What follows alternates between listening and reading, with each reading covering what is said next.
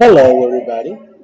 My name is Francisco Martinez, and I'm going to present a summary of what my partners have already discussed with you before.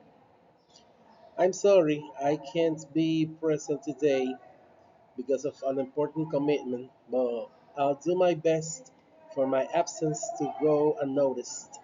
And therefore, I left you this interactive video on which I will try to do my best to make the topics my partners have already discussed as clear as possible for you, and for you to go home with new ideas to make your teaching practice as effective as possible. As I said, this is an interactive video, which means that there will be some level of assessments of your knowledge, but it will be an auto assessment because I'm not gonna be there on which you will reflect on the topics discussed and your own teaching practice and contrast them. So, how does it work?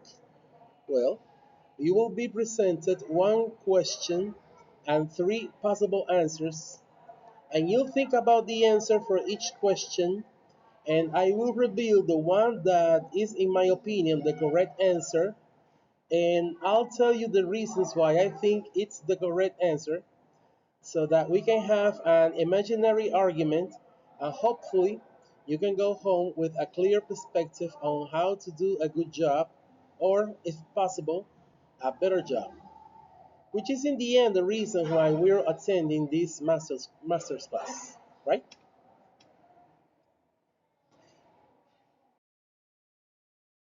So, here's the first question.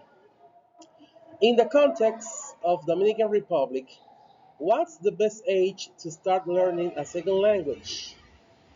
Is it as soon as the child learns to talk at a young age, 6 to 12 years old, or after becoming an adult? Think about your choice for 10 seconds, then I will give you my point of view.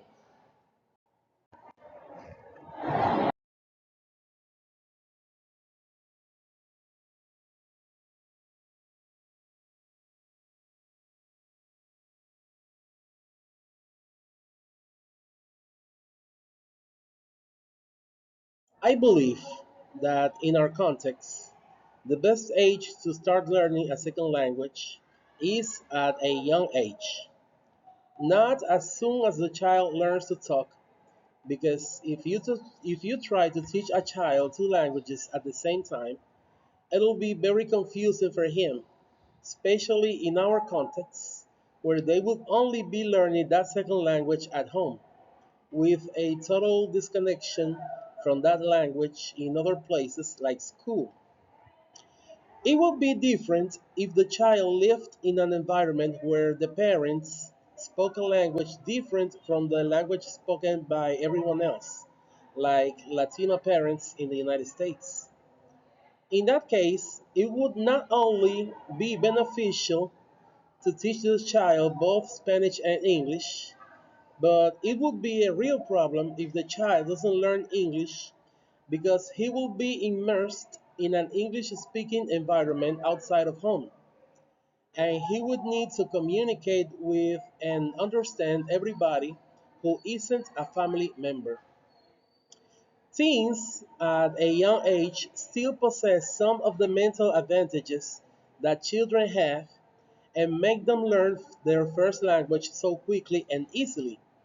So, in our environment where they aren't really in touch with another language that isn't Spanish, it's best to wait a little longer to teach them English or any other second language. Unless you're an English teacher and you can teach them yourself, but I'm talking about the majority of the population here, so not the case. Adults can still learn a second language and they even have advantages over younger learners like real motivation, dedication, discipline, and perseverance. However, they lack the mental capacities that I mentioned before, so much so that there's a saying, you can't teach an old dog new tricks. It means you can teach adults a second language, but it'll take a little while longer, or in some cases, a lot longer than teaching children.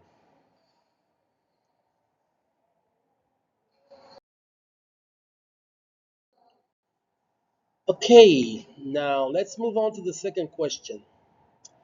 What's the best approach when teaching young students a second language? Is it translation practices, singing, or visual stimulation? Think about it.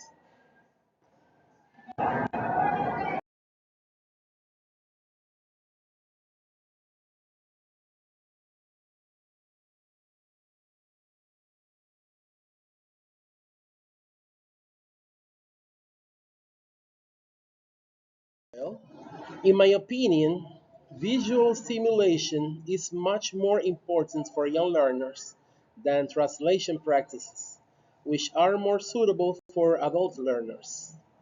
Singing is nice and children love it, but as a strategy for learning a second language, I don't think it's so relevant. Singing can certainly help to improve the pronunciation, but for teaching vocabulary, it's not that great because in singing, sometimes you don't even pay attention to the meaning of the lyrics. And if you don't believe me, think about how students sing the national anthem every day without really knowing or caring about what it means. And it's in Spanish. Translation practices are okay for adults, but they tend to be boring, and even if teenagers can benefit from them from time to time, it's a better idea to use visual aids to teach them vocabulary. It isn't just less boring, but it also stimulates an important part of the brain, which makes memorization more likely and in less time. Besides, it gives a direct approach of learning, which we have seen in previous classes that is more beneficial than simple translation.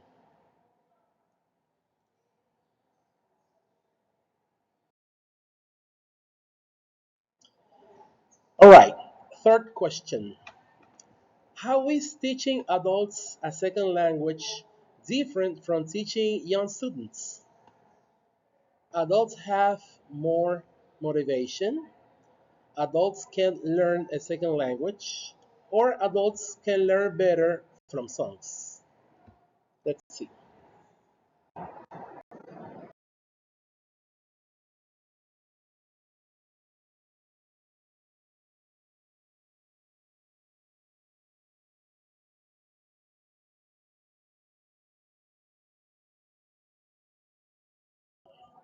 Adults who start learning a second language certainly must have an important motivation to take the time and the effort it takes to learn a second language. I'm not going to waste my little free time in an activity unless I'm going to get something from it. And adults who sacrifice their time, the time they spend with their families and work and spare time, to go to a private institution, do it because they really want to learn English or another second language. Maybe because they plan to live abroad or visit relatives, or they have relatives who were born abroad and don't speak the same language. All of these are real reasons that one person might have to take on the task of learning a second language, no matter how hard it might be, no matter how long it takes, no matter if the adult brain can't learn as well as the young brain can learn. They will make that effort because the reason they have to do it justifies the hard work. That's part of the reasons why adults sometimes learn a second language better than children. Children don't have such a strong motivation to learn a second language, and if they do, they might lack the maturity to understand that they need to do what it takes to learn that language. Or simply they are more interested in playing and talking to their friends and than studying.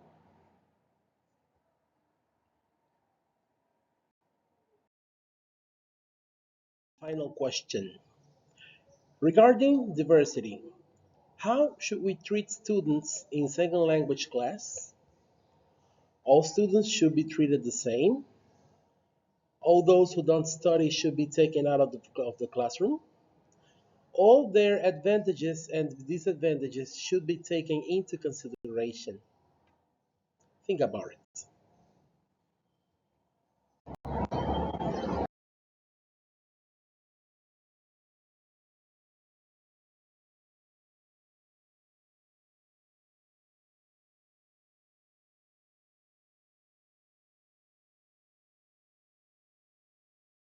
If you treat all students the same way, you're not really paying attention to their performance because it's difficult to ignore when a student stands out for better or for worse. And for those students who are falling behind in class, you need to repeat them the same explanation that the smart one understood the first time. Taking the ones who don't want to study out of the classroom is not a solution either. Sure, your class will be easier to teach, but it's like taking an antiallergic for a runny nose, but doing nothing to cure the flu that's causing it. It's just a temporary solution, and one that prevents that student from learning at least a little of what you're teaching. The correct approach, in my opinion, is to take into consideration all your students' advantages and disadvantages. In this case, students who are ahead in your class can be used as a tool to help the ones that are falling behind. This gives extra opportunities for them to learn better the contents they are struggling with. And at the same time, the students who already know what you're teaching or who only need a single explanation to understand everything will have less chance to become bored in class because they will be busy helping their classmates understand what you're trying to convey. Well, that's all I had to say, and I hope you've enjoyed the exposition. See you next time.